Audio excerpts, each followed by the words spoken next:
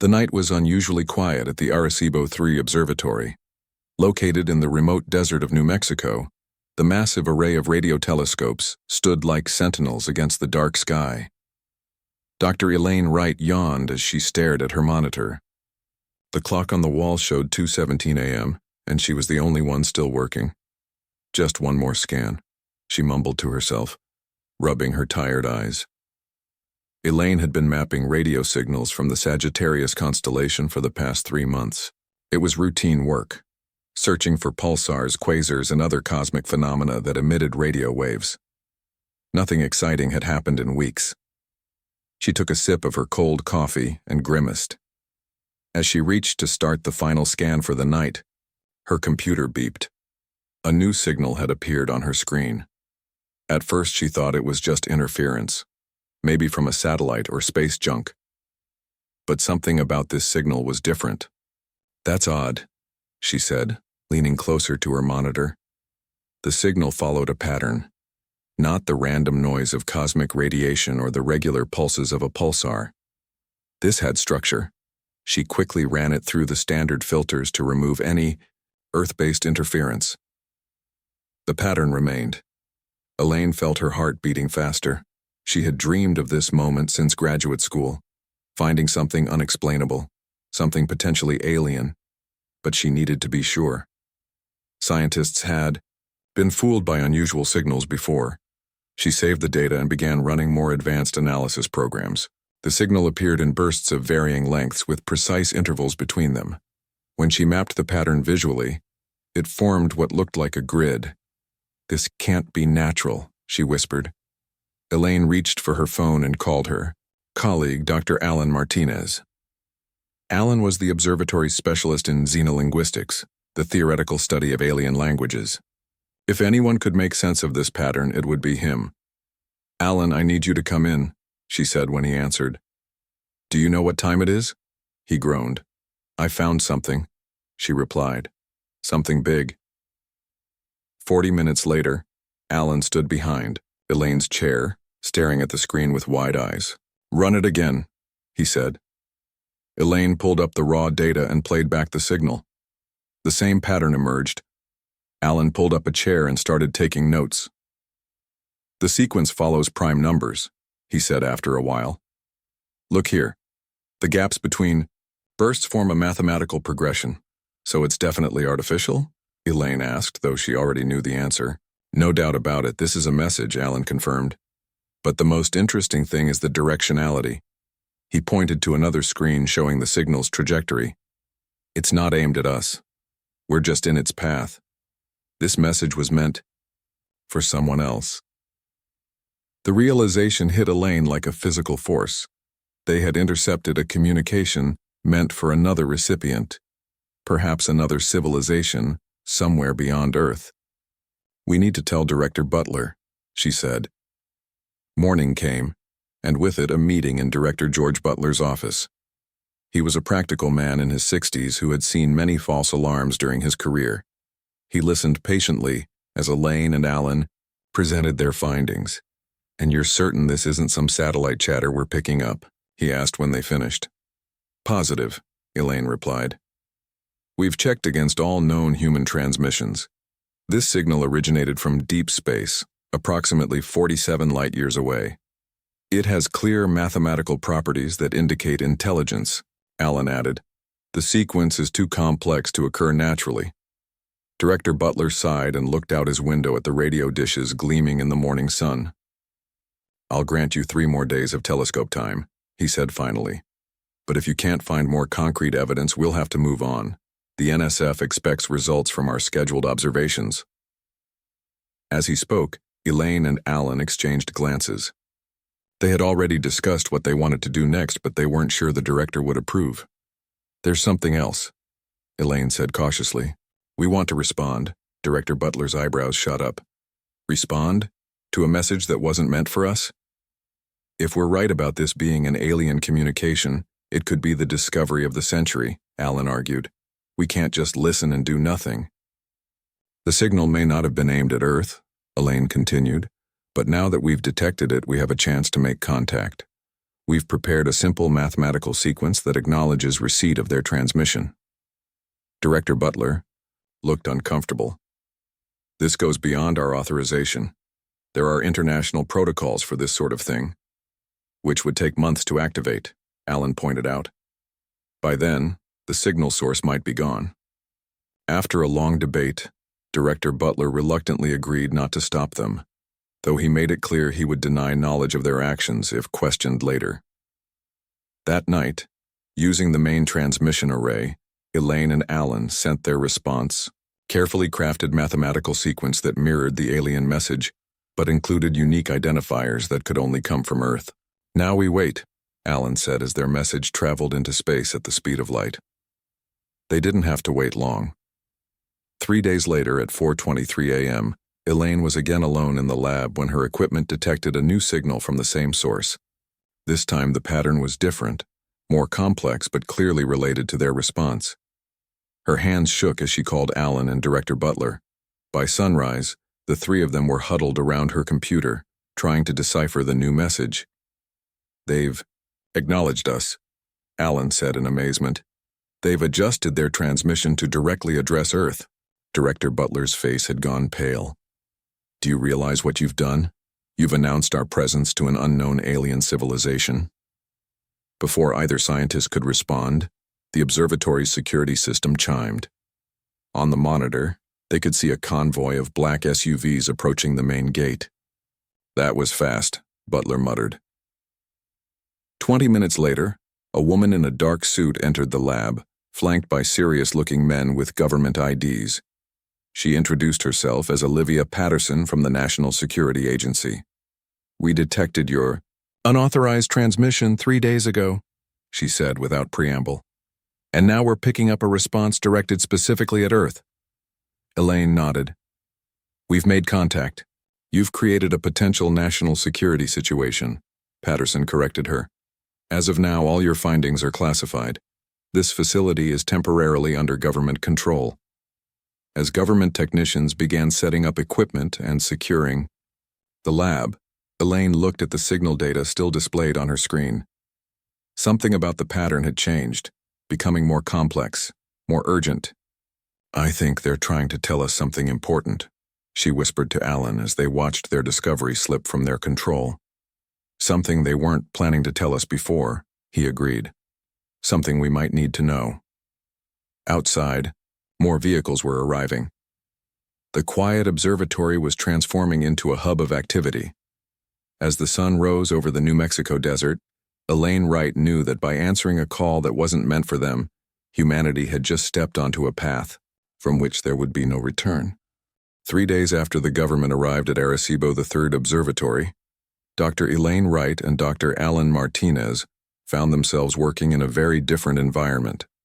The once quiet research facility now buzzed with activity as NSA analysts, military, personnel, and government scientists filled every available space.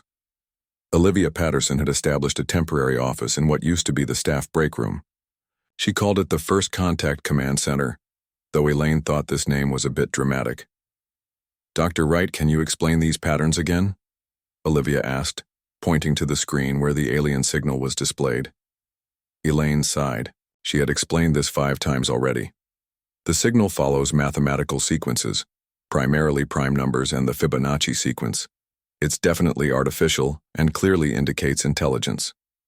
"And you're certain it wasn't directed at us initially?" asked Commander Eric Nelson, who had arrived yesterday as the military liaison. He was a tall man with short gray hair and sharp eyes that missed nothing. "Positive," Allen answered. "The first signal was passing through our part of space. Based on its trajectory, it was aimed at a point about 3 light-years beyond our solar system." "Then who was it meant for?" Commander Nelson asked. Elaine shrugged. "We don't know, but after we responded, the second signal came directly to us. They know we're here now." Olivia paced around the room.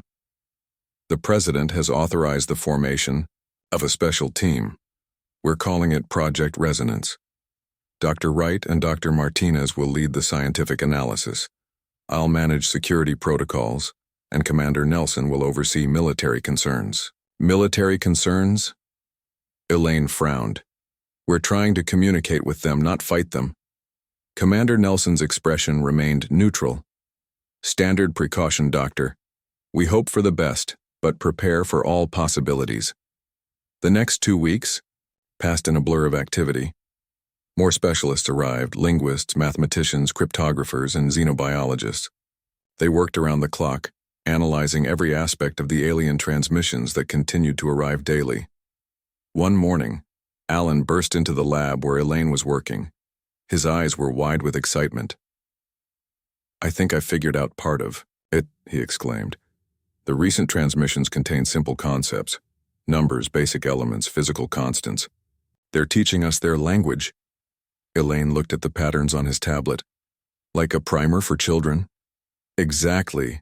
They're starting with universal concepts that any advanced civilization would understand. They brought their findings to the daily briefing. The team gathered around the conference table as Alan explained his breakthrough. If we map these signals visually, they form images. Look. He projected a series of diagrams on the wall screen. This represents the hydrogen atom. This shows the value of pi. They're establishing a foundation for more complex communication. Over the next few days, the team made rapid progress. They began to understand fragments of what seemed to be the aliens' language, not the sounds, but the concepts they were trying to convey. Then came the breakthrough they'd been waiting for. It was past midnight. Most of the team had gone to sleep, but Elaine, Alan, and a young linguist named Sophia Lopez were still working. Wait, Sophia said suddenly. Run that sequence again. Alan replayed the latest transmission. Sophia's fingers flew across her keyboard as she applied their newly developed translation matrix. This isn't just teaching us their language, she said slowly. They're trying to tell us something specific. The three scientists stared at the screen as words began to form. Warning, danger, not intended, revealed position. Get Olivia. And Commander Nelson, Elaine said, her voice tight. Now. Within 30 minutes, the core team was assembled despite the late hour. Sophia explained what they had discovered. The original signal was a warning meant for another species, she said. By responding, we've announced our presence to a civilization that didn't know we existed. A warning about what? Commander Nelson asked. We're still working on that part, Alan replied. But from what we can tell, they seem surprised to find intelligent life on Earth. Olivia looked pale. Are they hostile? We don't think so, Elaine said. They seem more concerned, as if they're worried about us. The team debated their next steps through the night. Some argued they should stop responding immediately. Others, including Elaine and Alan, believed they needed to learn more. If there's a danger coming, we need to know what it is, Elaine insisted. By morning, they had drafted a new message. It contained questions about the nature of the warning and expressed humanity's desire for peaceful communication. For 3 anxious days, there was no response. The team grew tense, wondering if they had somehow offended the aliens or if the communication had simply ended. Then, on the 4th day, a new transmission arrived, longer and more complex than any before. It took the combined efforts of their best minds to decode it, but when they did, the message was clear. Rendezvous requested. Coordinates follow. Information cannot be transmitted safely. The coordinates pointed to a location in the outer solar system, Neptune's L4 Lagrange point, a stable orbital position where objects can remain indefinitely without much fuel. They want to meet us, Alan said, his voice filled with wonder. Or they want us to send a probe, suggested Commander Nelson. Either way, we need to go there, Elaine said firmly. The news traveled quickly up the chain of command. Within days, the president had convened an emergency session with world leaders. The existence of the alien signals remained classified, but key nations were informed of the situation. A plan emerged. The deep space vessel USS Horizon, originally built for a mission to Jupiter's moons, would be repurposed and launched to the rendezvous coordinates. The crew would include scientists from Project Resonance along with military personnel. "We need you on that ship, Dr. Wright," Olivia told Elaine during a private meeting. "You started this communication. They might respond better to you." Elaine felt a mix of excitement and fear. "I'm an astronomer, not an astronaut. You'll receive crash training. We need your expertise too badly to leave you behind." 2 weeks later, Elaine found herself in NASA's training facility, alongside Alan, Olivia, Commander Nelson, pilot Lisa Rodriguez, and systems engineer Kevin Brooks. They would form the core crew of the USS Horizon, with additional specialists joining them. Training was brutal. Simulated zero-gravity environments, emergency procedures, basic spacecraft operations. Elaine's muscles ached constantly, but she pushed through. The stakes were too high to fail. One evening, as they sat in the cafeteria after a long day of training, Commander Nelson joined Elaine and Alan. "Do you ever regret answering that signal?" he asked quietly. Elaine considered the question. "No," she said finally. "Whatever happens next, humanity was going to face it eventually. At least now we have some warning." "Warning about what, though?" Alan wondered. "That's what keeps me up at night." As their launch date approached, final preparations were made. The USS Horizon was loaded with scientific equipment, communication devices, and Elaine noted with concern, defensive weapons systems. The night before launch, Elaine stood outside the training facility looking up at the stars. Somewhere out there, an ancient civilization had sent a message, a warning not meant for human ears. And humanity, curious and bold as always, had answered anyway. Tomorrow they would begin a journey to meet these beings face to face. What they would find at Neptune's L4 point was anyone's guess. But one thing was certain. The course of human history was about to change forever. The launch day came with clear skies and light winds, perfect conditions. Elaine Wright sat strapped into her seat aboard the USS Horizon, her heart pounding as the countdown reached its final seconds. 3, 2, 1, ignition. The roar of engines filled the cabin as massive forces pushed Elaine deep into her seat. The pressure was intense, and for a moment, she worried she might pass out. Then gradually, the pressure eased as the spacecraft broke free of Earth's gravity.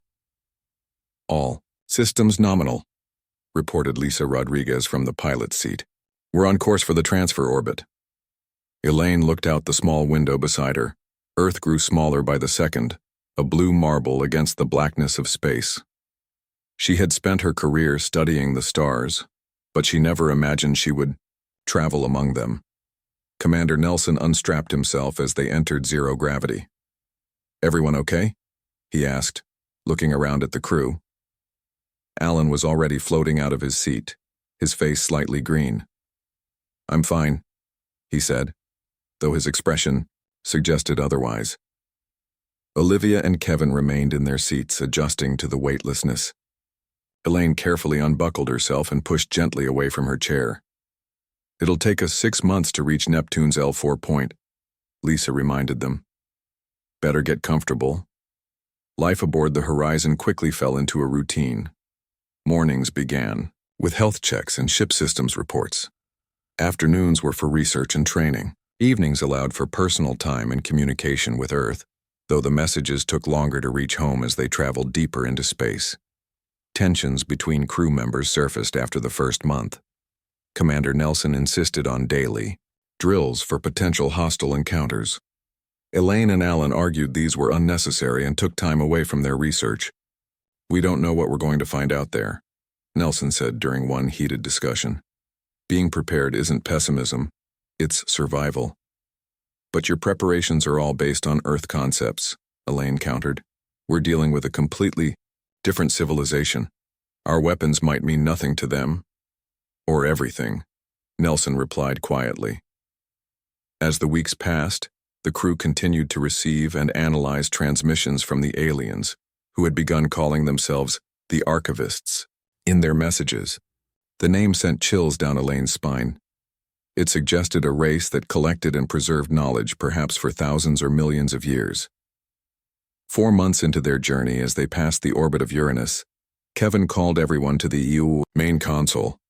"We're picking up something," he said, pointing to a blinking light on his screen. There's an object at the rendezvous point. It wasn't there in our last scan. The crew gathered around the monitor, staring at the fuzzy image of something clearly artificial, orbiting at Neptune's L4 point. Can we get a better picture? Olivia asked. Kevin shook his head. Not at this distance. We'll get clearer images as we get closer. For the next 2 months, the object remained a mystery. It didn't move or send any signals they could detect. It simply waited. Finally, as they approached Neptune's orbit, the USS Horizon slowed and began its final approach to the Lagrange point. The object came into focus on their screens. It's a probe, Lisa said, sounding almost disappointed. No, bigger than a small car. But Elaine stared at the image with wonder. The probe had an unusual design, smooth curves and materials that seemed to shift colors as they watched. It orbited a small asteroid approximately 0.5 kilometer in diameter. It's beautiful, she whispered.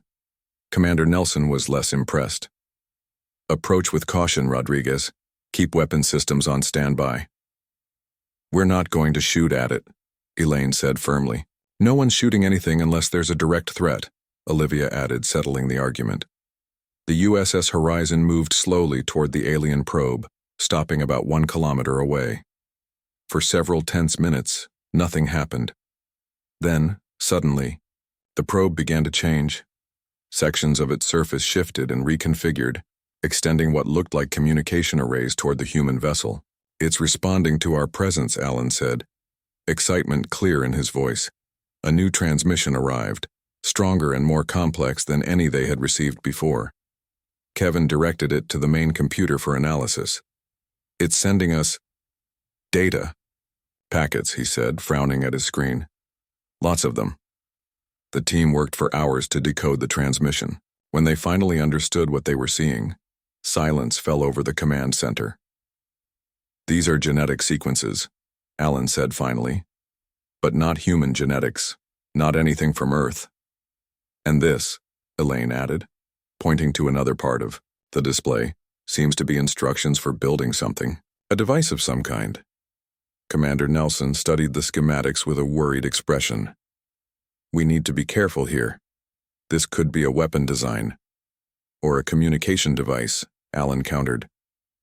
A way to speak with them more directly. As they debated, Kevin noticed something on his monitor. The probe is doing something. They all turned to watch as a small section of the alien object detached itself. This smaller object, no larger than a basketball, began to move. It's headed toward Earth, Lisa said, checking the trajectory. And it's accelerating. Commander Nelson immediately went into action mode. Weapons online, we need to intercept it. Wait, Elaine shouted. We don't know what it is. It could be a gift or a messenger. Or a threat, Nelson said grimly. I'm not taking that chance. The USS Horizon fired its engines, moving to intercept the small object. But it was too late. The object accelerated far beyond their ship's capabilities, quickly disappearing from their sensors. It's faster than anything we have, Lisa reported. No way to catch it now. How long until it reaches Earth? Olivia asked. Kevin checked his calculations. At its current speed, 12 days. The mood aboard the Horizon grew tense. They had no way to warn Earth in time. Their fastest communication would take hours to reach home, and the alien object would arrive long before any preparations could be made. We need to understand what was sent to us, Elaine said decisively.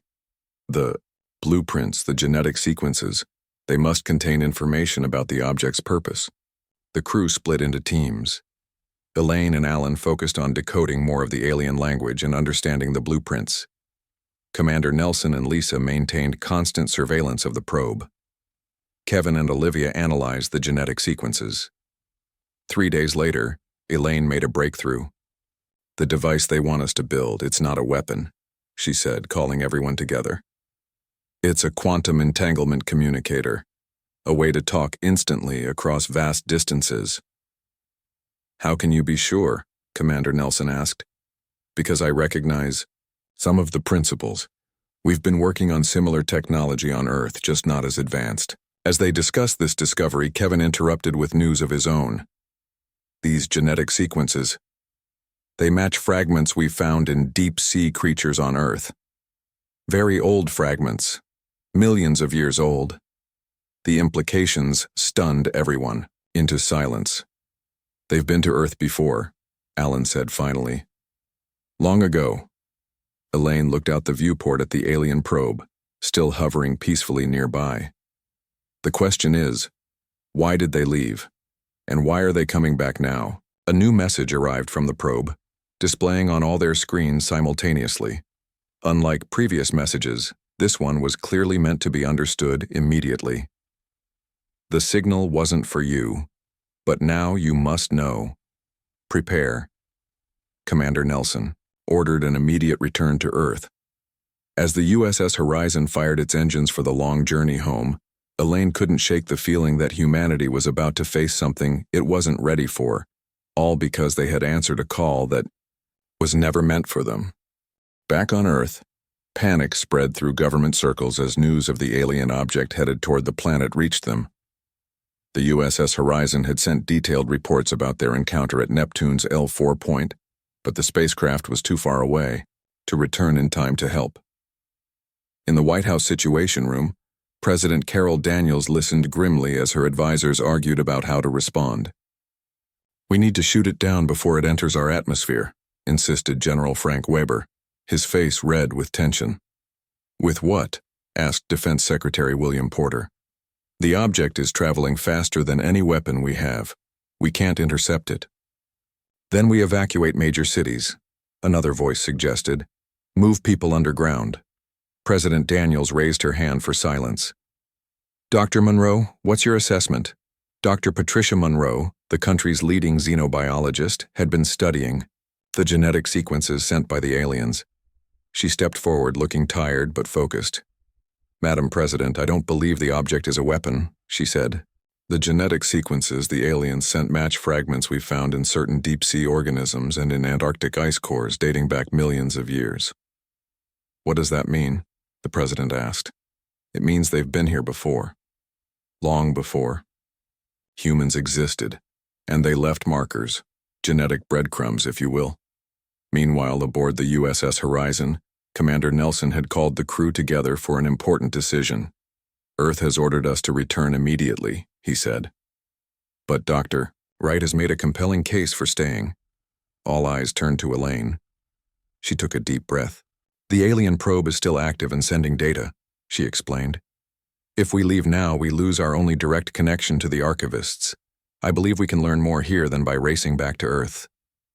"But what about the object headed to Earth?" Olivia asked. "Shouldn't we try to get back and help?" "We can't reach Earth before it does," Alan pointed out. "The best way to help is to gather more information here." Commander Nelson nodded. "I agree. I've informed Earth Command that we're staying, at least until we understand more about what we're facing." For the next 3 days, the crew worked tirelessly to decode more of the alien data. Elaine and Alan focused on the device blueprints, while Kevin continued analyzing the genetic sequences. "I think I understand how this device works," Elaine said on the morning of the 4th day. "It's not just for communication. It's a shield generator of some kind." "A shield against what?" Commander Nelson asked.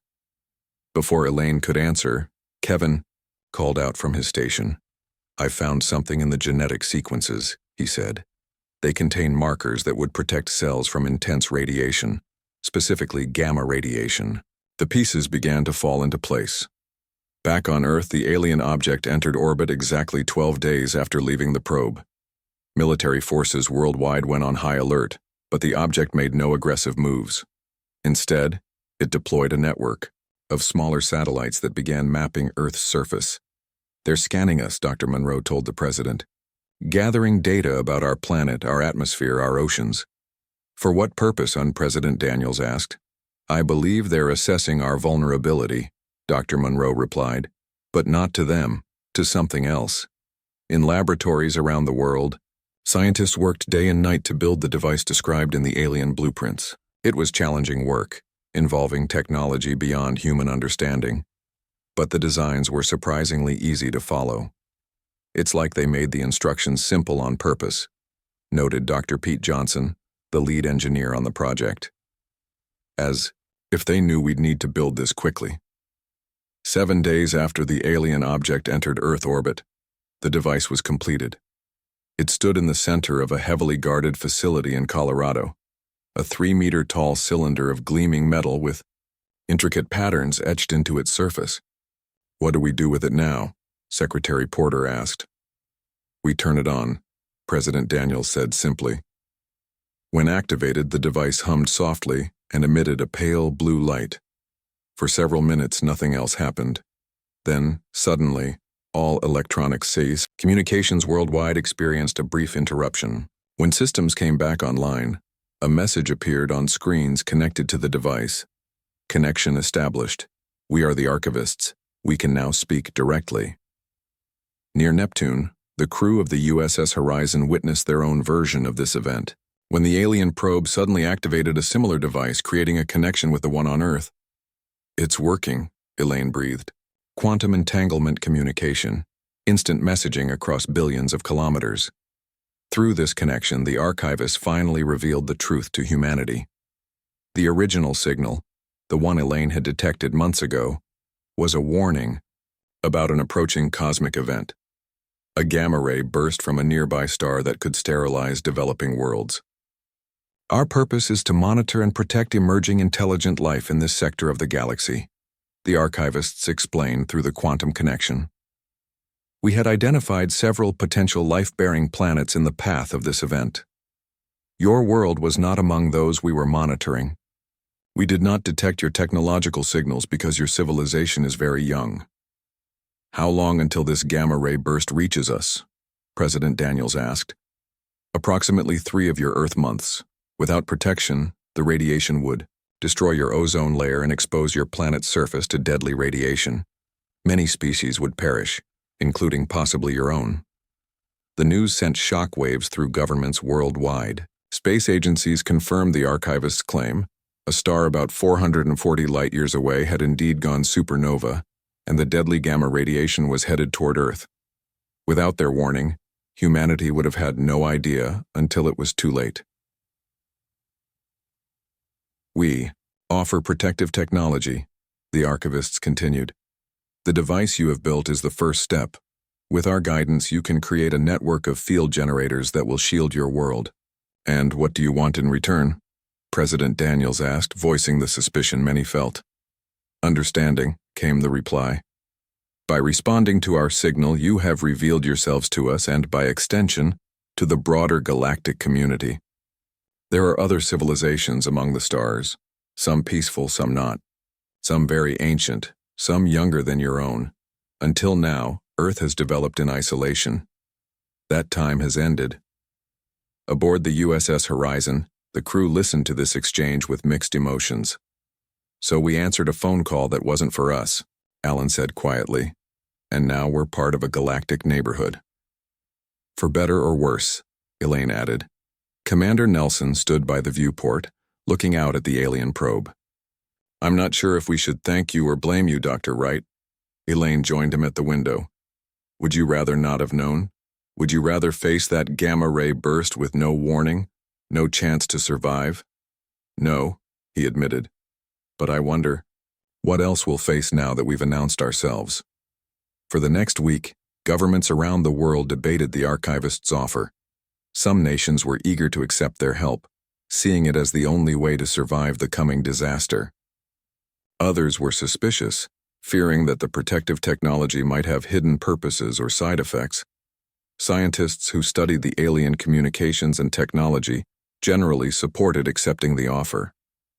The evidence for the gamma ray burst was clear, and Earth had no means to protect itself without help. "We have to trust them," Dr. Monroe argued during a UN Security Council meeting. "They could have conquered us already if that was their intention. Instead, they're offering to save us." As the debates continued, the alien satellites in Earth orbit remained passive, simply observing. The object that had deployed them made no aggressive moves. And from Neptune's L4 point, the archivist continued to send data, increasingly detailed plans for the shield technology that could save Earth from the approaching cosmic disaster. Time was running out, and humanity faced Its biggest decision yet. Accept help from the stars or face extinction alone. 2 weeks passed as world leaders debated the archivist's offer.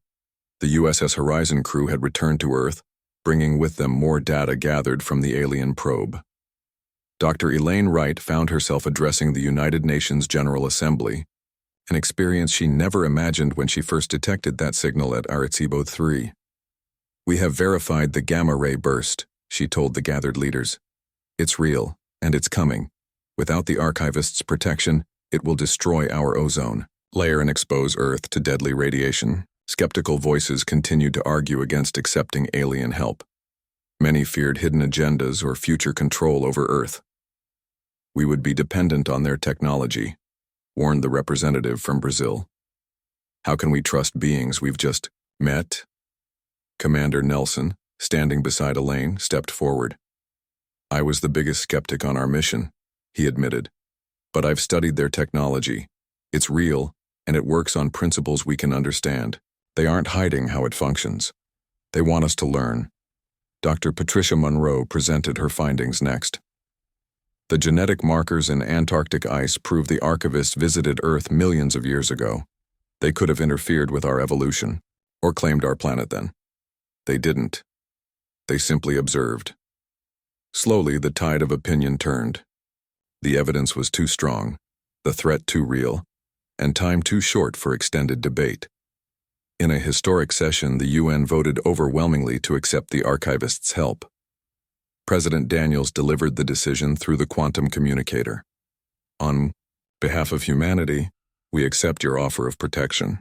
We hope this marks the beginning of peaceful relations between our civilizations." The response came immediately. "We are pleased. Construction of the shield network must begin without delay." Over the next month, following the archivist's instructions, field generators were built and positioned at strategic points around the world. Alien satellites helped coordinate their placement. Scientists marveled at how the technology worked, creating a field that would deflect gamma radiation while allowing sunlight to pass through. As the shield network neared completion, public fear turned to curiosity and even excitement. For the first time in history, humanity united around a common purpose: survival. 3 months after the warning, astronomers detected the gamma-ray burst. It appeared as a brief, intensely bright flash from a distant star. The deadly radiation traveled at light speed toward Earth. People gathered in homes, in public squares, and on hillsides looking up at the sky. Many feared the shield would fail. Elaine and Alan watched from the roof of the Arecibo 3 observatory, where their journey had begun. "If this doesn't work," Alan said quietly, "at least we tried." Elaine took his hand. "It will work. I believe them." When the radiation reached Earth, the shield activated automatically. A faint blue glow spread across the sky as the deadly energy was deflected harmlessly into space.